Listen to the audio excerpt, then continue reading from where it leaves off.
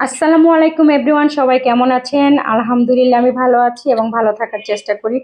অন্যদের দুঃখের গল্প শুনতে শুনতে আমি একদম ফেড আপ হয়ে গেছি। বিবাহিত মেয়েদের এত অভিযোগ, এত মানে কি বলবো, এত কিছু, মানে এত কাহিনী শুনতে শুনতে আমার আর ভালো লাগতেছে না।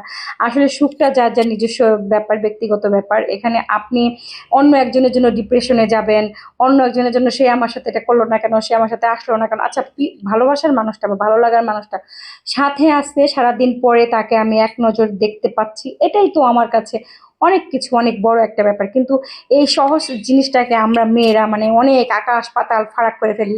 সে আমাকে মানে লোকমা তুলে ভাত খাওয়াই দিল না কেন, সে আমার জন্য ম্যারেজ ডেটে গোলাপ নিয়ে আসলো না কেন, এটা করলো না কেন, সেটা করলো না কেন। এখন কখনো শুধু নিজের কথাই ভাবেন, কখনো ভাবছেন যে ওই ছেলেটারও তো ইচ্ছা করতে পারে যে আমার বউ আমার ম্যারেজ ডেতে একটা পাঞ্জাবি কিনে রেখে দিল না কেন আলমারির কোনায় লুকিয়ে গুজিয়ে। ওই ছেলেটার কি ইচ্ছা নেই? ছেলেরা বলে না, আর আমরা মেয়েরা সেটা প্রকাশ করি। এত কিছু একজন আরেকজনের উপরে কি ব্লেম দেওয়া শুরু করে দেয়, ওর এটা মন থাকে না, তার এটা মন থাকে না। এইগুলো বাদ দিয়ে আমি যেটা মনে করি যে আপনি নিজের জন্য বাঁচুন। নিজের যা ভালো, ধরেন যে বাসায় খুব ভালো লাগতেছে না, মার্কেটে যাবেন, ঘুরবেন ফিরবেন, আপনার কিচ্ছু কেনার দরকার নেই। ধরেন যে আপনি এখন বলবেন যে পকেটে টাকা নেই, মার্কেটে যে কি করবো, দরকারটা কি?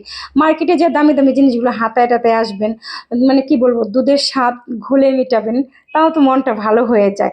আর বড় বড় রেস্টুরেন্টে খেতে হবে কেন? আপনি রাস্তার ধারে ফুচকা খাবেন, চটপটি খাবেন, ঝালমুড়ি খাবেন, এগুলো খাবেন। ওটা কি খাবার না? ওটা কি খায় না কেউ বলেন? তাহলে সুখটা আসলে একান্তই হচ্ছে ব্যক্তিগত ব্যাপার এবং নিজস্ব ব্যাপার। যে যে অবস্থানে থাকে সেই অবস্থান থেকে যদি ভাবে যে আলহামদুলিল্লাহ আমি সুখে আছি, তার মানে আমি সুখী ব্যক্তি।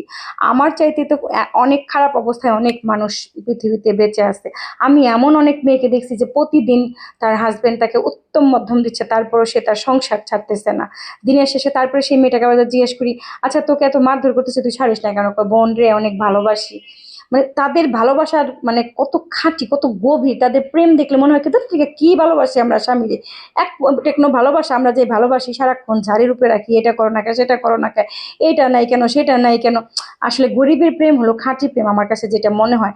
একটা রিক্সাওয়ালার বউ তার স্বামীকে নিয়ে মানে কতটা শান্তিতে থাকে, দিনের শেষে তারা হিসাব করে যে আজকে আমি, তারা এরকম ভাবে যে আজকে আমার ভাত রান্না হবে কিনা হাঁড়িতে, রাতে আমি একটা ডিম ভাজি করে খেতে পারবো কিনা বাচ্চা কাচ্চা নিয়ে। তারা নিজেকে সুখী ভাবে।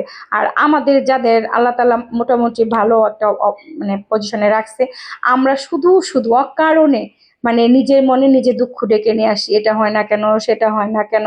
আচ্ছা, আপনার হাজবেন্ডের চোখ নাক কান মুখ হাত পা সব কিছু আল্লাহ তাআলা ভালো রাখছে, সে সুস্থ আছে, এতেই তো শুকরিয়া আদায় করা দরকার। আপনি নিজে সুস্থ আছেন, এটাই তো শুকরিয়া আদায় করা দরকার।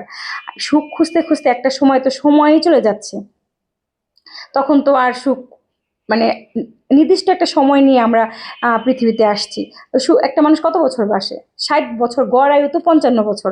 তো এই 55 বছরের জন্য যদি সারাক্ষণ খালি অভিযোগ আর যদি সুখী না এইগুলো ভেবে বসে থাকি, তাহলে সুখ কখনোই ধরা দিবে না। আমার যা আছে সেখান থেকে বের করে নিয়ে আমার সুখটা আমাকে আদায় করে নিতে হবে। আর আর যদি আপনার পছন্দের মানুষকে জীবনে পেয়ে যান, তাহলে ওর যে বড় সুখ আর কি আছে? তার সাথে আপনি একসাথে বসে 3 বেলা ডাল ভাত খেতে পারতেছেন, এর চাইতে বড় সুখ আর কি হতে পারে বলেন? সেই মানুষটা আপনার চোখের সামনে আছে, আপনার সাথে রাতে ঘুমাচ্ছে, যদি এতেই যদি তুষ্ট থাকেন, তাহলে মনে হয় সে নারী হলো লাইফে প্রকৃত সুখী। শুধু এটা নাই সেটা নাই, গাড়ি নাই বাড়ি নাই, এ নাই সে নাই, এইগুলো নিয়ে ঝগড়াঝাটি করে প্রতিদিন নিজের সময়টাকে নষ্ট করতেছেন, আর তাকেও একটা মানে প্যারার মধ্যে রাখতেছেন। সংসার জীবনে যারা নিজেকে আনহ্যাপি মনে করেন, যারা ভাবেন যে আমি অনেক বেশি অসুখী, আমি বলবো মাঝে মাঝে বের হয়ে যান, একা একা একটু ঘুরে আসুন, একা একা একটু ঝালমুড়ি খান, একটু ফুচকা খান, বা যার সামর্থ্য আছে একটু রেস্টুরেন্টে যান, দামি খাবার কিনে খান, নিজের জন্য একটু লিপস্টিক কিনেন, একটা নেল পালিশ কিনেন, কপাল একটু সুন্দর করে সাজুগুজু করেন। দেখেন না আসলে কত ভালো লাগবে। সুখটা আসলে আপেক্ষিক একটা ব্যাপার। কেউ কারি কারি টাকার মধ্যে থেকে সুখে থাকে না, আবার কেউ দেখবেন যে টাকা পয়সা কিচ্ছু নেই, রাতে ঘুমানোর জায়গাও নেই, তারপর তাকে জিজ্ঞেস করবেন, সে বলবে আলহামদুলিল্লাহ আমি পৃথিবীতে সবচাইতে সুখী মানুষ।